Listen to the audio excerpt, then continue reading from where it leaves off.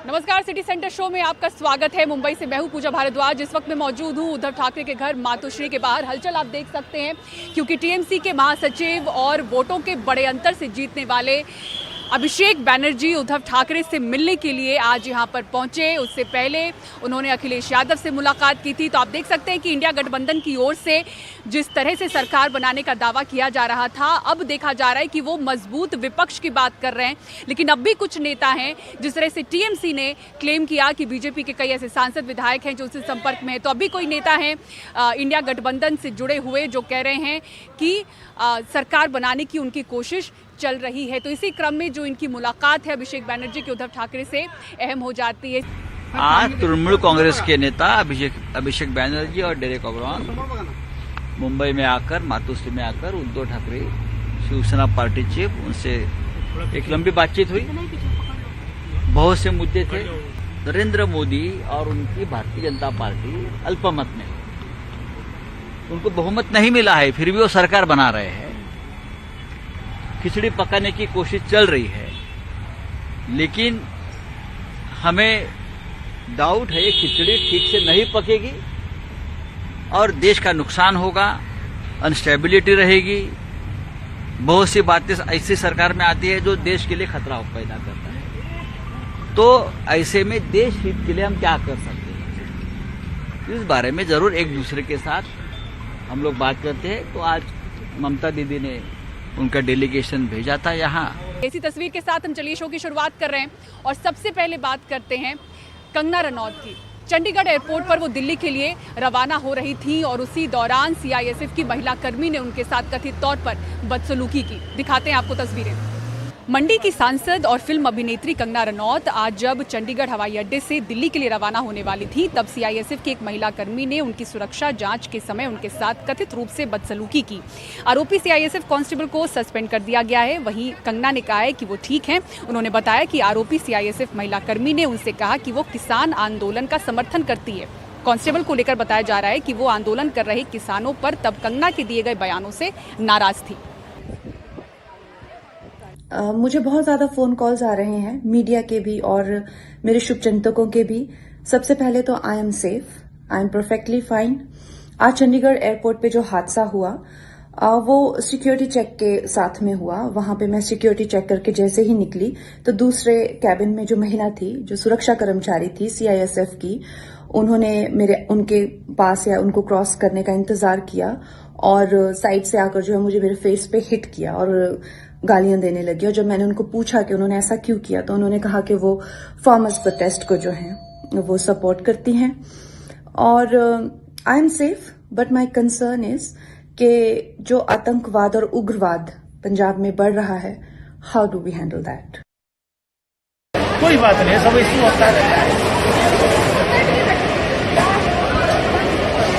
बयान दिया था ना कि 100 रुपए के लिए बैठी है लोगों पे, ये बैठेगी वहां पे, मेरी माँ बैठी थी उस टाइम जब इसने बयान दिया था।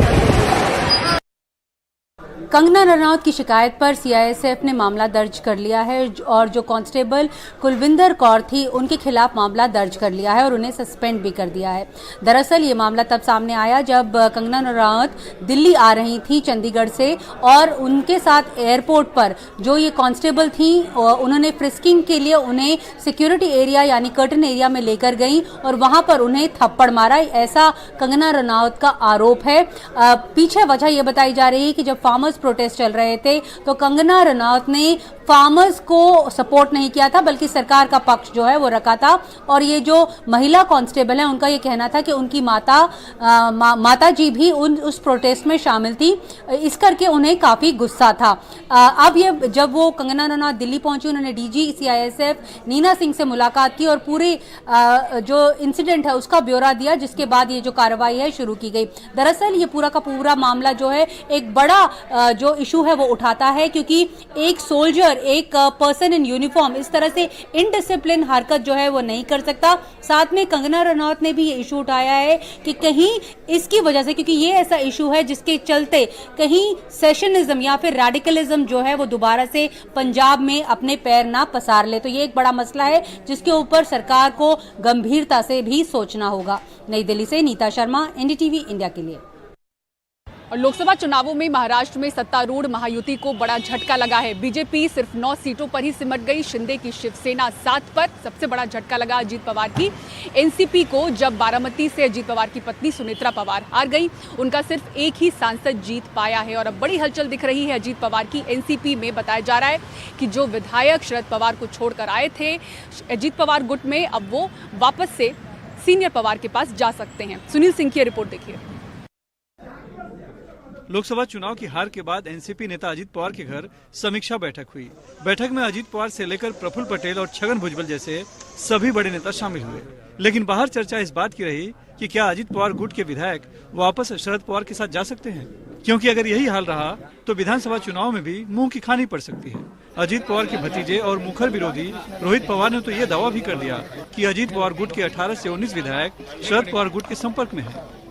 18 ते 19 आमदार अजीत पवार गुट के 18 से 19 विधायक हमारे वरिष्ठों के संपर्क में हैं, ऐसा पता चला है। इसके अलावा 12 विधायक बीजेपी के संपर्क में हैं। उनका क्या होना है पता नहीं, लेकिन जो हमारे वरिष्ठों के संपर्क में हैं, उनके लिए हमने कहा है कि जिन्होंने मुसीबत के समय पार्टी का साथ दिया, उनको पहले प्राथमिकता देनी चाहिए। और जो लोग सत्ता के लिए गए, चाहे वो खुद का हित हो या डरा धमका कर, उनको जाना पड़ा है, उनको दूसरे नंबर पर प्राथमिकता मिलनी चाहिए। एनसीपी शरद पवार गुट के प्रदेश अध्यक्ष जयंत पाटिल ने तो एक कदम आगे बढ़कर दावा किया कि उनके पास कई विधायकों के फोन आ रहे हैं। कुछ लोगों ने मुझे फ़ोन करके कांग्रेचुलेशंस के फ़ोन किए और अच्छी बात की, और जो हमारी पार्टी के साथ हुआ वो होना नहीं चाहिए था, ऐसी ओपिनियन भी उन्होंने दिया। अब देखते आगे जाके क्या होता है। पिछले साल एनसीपी नेता अजीत पवार जब पार्टी तोड़कर बीजेपी के साथ राज्य सरकार में शामिल हुए थे तो पार्टी के 53 में से 41 विधायक अपने साथ लाए थे। इतना ही नहीं तो पार्टी का नाम और चुनाव चिन्ह भी शरद पवार से छीनने में कामयाब हो गए थे। लेकिन अब जब लोकसभा चुनाव में बड़ी मुश्किल से सिर्फ एक सीट ही मिली है तो सबके अरमानों पर पानी फिरता नजर आ रहा है।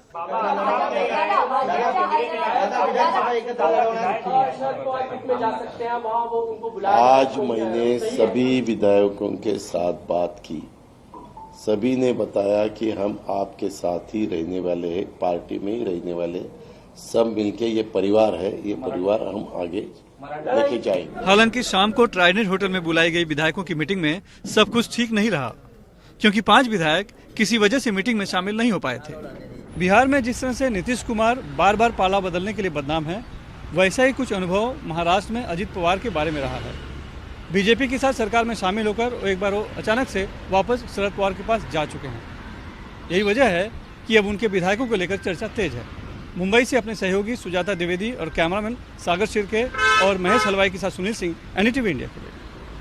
और महाराष्ट्र में कांग्रेस का कमबैक सबसे ज्यादा चर्चा में बना हुआ है। पूरे देश भर में कांग्रेस की परफॉर्मेंस की बात हो रही है, लेकिन महाराष्ट्र में सबसे ज्यादा सुधार दिख रहा है और स्ट्राइक रेट में बड़ा उछाल है।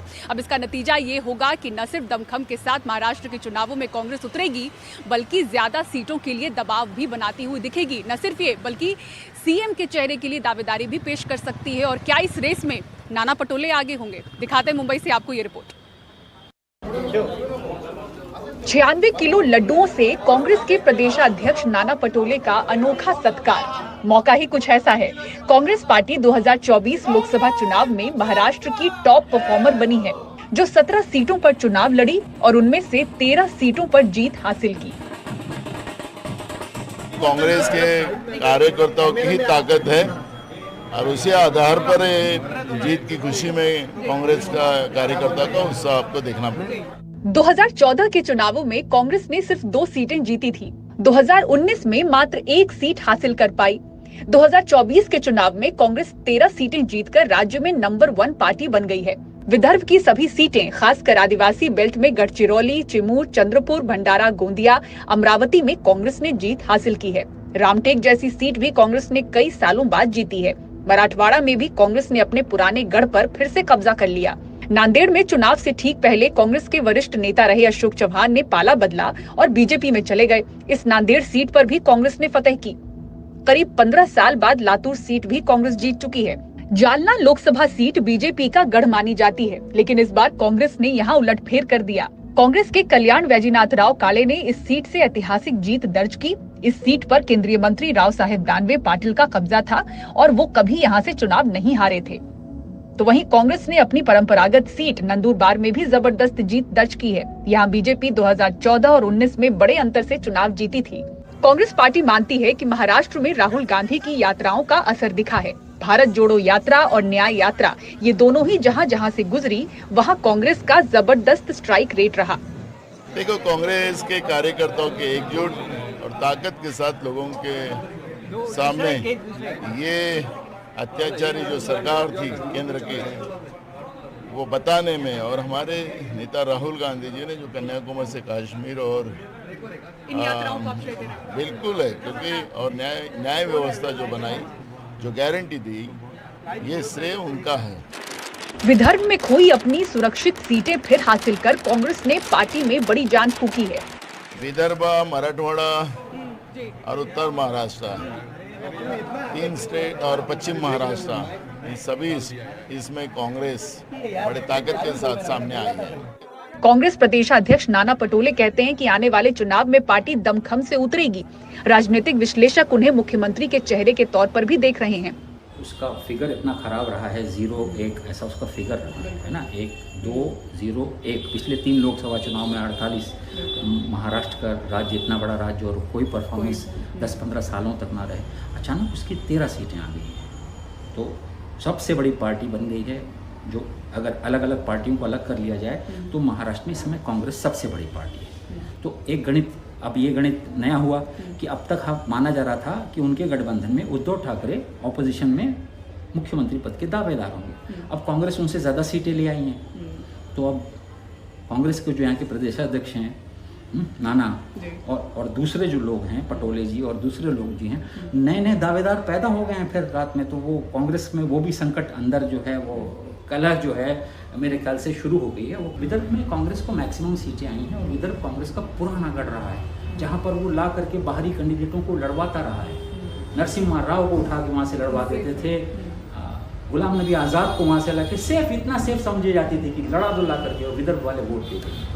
पिछले 2 चुनाव में विदर्भ का गढ़ पूरी तरह ढह गया था, विदर्भ फिर लौटा है। मुंबई में 2 चुनावों में हार के बाद कांग्रेस ने जीत हासिल की तो माना जा रहा है कि शिवसेना का वोट कांग्रेस को ट्रांसफर हुआ। महाराष्ट्र में 13 सीटों पर जीत को एक बूस्टर डोज की तरह देखा जा रहा है, जिसके बल पर माना जा रहा है कि कांग्रेस गठबंधन में ज्यादा सीटों के लिए जरूर दबाव बनाती हुई दिखेगी। मुंबई से कैमरामैन संजय मंडल के साथ पूजा भारद्वाज, NDTV इंडिया। और अब आइए उत्तराखंड ट्रैकिंग हादसे की बात करते हैं, जिसमें रेस्क्यू ऑपरेशन पूरा हो चुका है। 9 लोगों की मौत हुई है, 13 को रेस्क्यू किया गया। देखिए रिपोर्ट।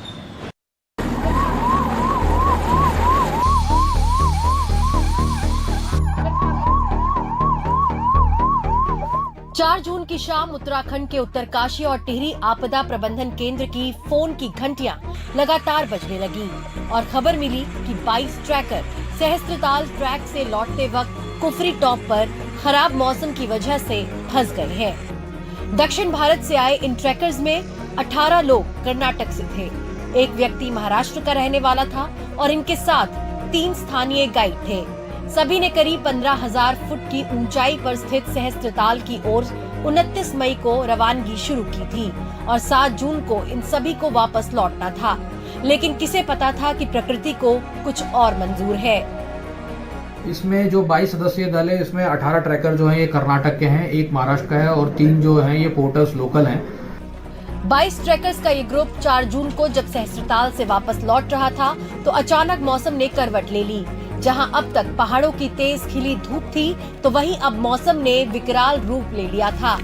कोहरा बिखरने लगा, आसमान में काले बादल छा गए और बर्फबारी होने लगी। आसपास देखना और आगे बढ़ना इन लोगों के लिए मुश्किल होने लगा और ये लोग रास्ता भटक गए। हिम्मत करके 2 लोग निकटतम सड़क मार्ग से सिल्ला गांव के लिए निकल पड़े, लेकिन 20 लोग वहीं फंसे रह गए। वहाँ पे कुछ लोगों की मौसम खराब होने की वजह से और रास्ता भटकने के कारण जो है वहाँ पे कुछ लोगों की मौत हुई है। इसकी सूचना तत्काल मिलते ही जो है वन विभाग, SDRF, पुलिस और जो जितने भी राहत और बचाव दल हैं उन लोगों हरकत में आए। जानकारी मिलते ही NDRF और SDRF की टीमों को फॉरेन रेस्क्यू ऑपरेशन के लिए भेजा गया। वायुसेना के हेलीकॉप्टर भी मौके पर पहुंचे। युद्ध स्तर पर ऑपरेशन चलाने के बाद 13 लोगों को सुरक्षित बचा लिया गया, लेकिन तब तक 9 लोग अपनी जान गंवा चुके थे। बताया गया कि इन लोगों की मौत वहां अचानक बड़ी ठंड की वजह से हुई। गवर्नमेंट ऑफ उत्तराखंड ने तो हमें इतना हेल्प किया, टाइमली SDRF को भेजा और बेस कैंप से हमें निकाला। फिर इंसिडेंट एरिया पे भी बहुत बार गए, हमारे लिए रहने के लिए भी जगह किया, खाना सब प्रोवाइड किया। इससे बड़ा क्या कर सकते। सहस्त्रताल ट्रैक उत्तराखंड के गढ़वाल इलाके के बेहद खूबसूरत ट्रैकों में से एक है। हिमालय की गोद में करवट बदलते इस रास्ते की सुंदरता कदम रोक लेती है, लेकिन 30 से 35 किलोमीटर लंबे इस रास्ते में प्रकृति जितनी सुंदर है उतनी ही अनिश्चित और खतरनाक भी। लोग अक्सर ये भूल जाते हैं, जलवायु परिवर्तन ने वैसे ही पहाड़ों का मिजाज बदला है। अचानक चमचमाती धूप की जगह कोहरा, पीठ पर हल्की तपिश की जगह जमा देने वाली ठंड। मंगलवार को कुछ ऐसा ही हुआ और 9 लोग चल बसे। देहरादून से किशोर रावत के साथ दिल्ली से मानसी जोशी की रिपोर्ट, NDTV इंडिया के लिए।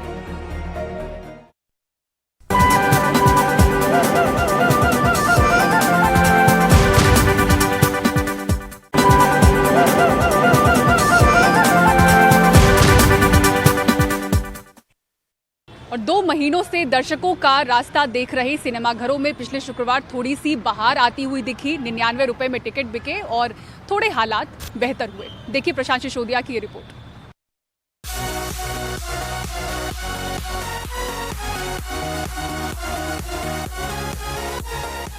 इतिहास गवाह है कि सिनेमा को सबसे सस्ता मनोरंजन का साधन माना जाता है। 70 साल से भारतीय सिनेमा दर्शकों पर अपना जादू जगाए हुए हैं और जब जब हमने सिनेमा को महंगा किया, दर्शक इससे दूर होते चले गए हैं। तो नेशनल सिनेमा डे और सिनेमा लवर्स डे पे जो 99 रुपए का टिकट रखा जाता है, तो ये प्रूव कर दिया उन्होंने कि लोग भर भर के आना चाहते हैं, सिनेमा में पिक्चरें देखना चाहते हैं। इस बार भी जो सिनेमा लवर्स डे मनाया गया, उसमें करीब 90% से ज्यादा पूरे देश के सिनेमा फुल थे, चाहे वो सिंगल स्क्रीन हो चाहे वो मल्टीप्लेक्स हो। तो ये बात प्रूव हो गई है कि सस्ता मनोरंजन, रीजनेबल सिनेमा की टिकट रेट रहेगी तो लोग सिनेमा आने को तैयार हैं और भरपूर आएंगे और हाउसफुल के बोर्ड दिखेंगे। 31 मई को देश भर के करीब 4000 स्क्रीन्स पर मनाया गया सिनेमा लवर्स डे और फिल्म प्रेमी उमड़ पड़े सिनेमाघरों की ओर। बॉलीवुड, हॉलीवुड, दक्षिण की फिल्मों ने मिलकर किया करीब 12,000 करोड़ से ऊपर का कारोबार और एक बार फिर छिड़ गई टिकट के दामों को लेकर बहस।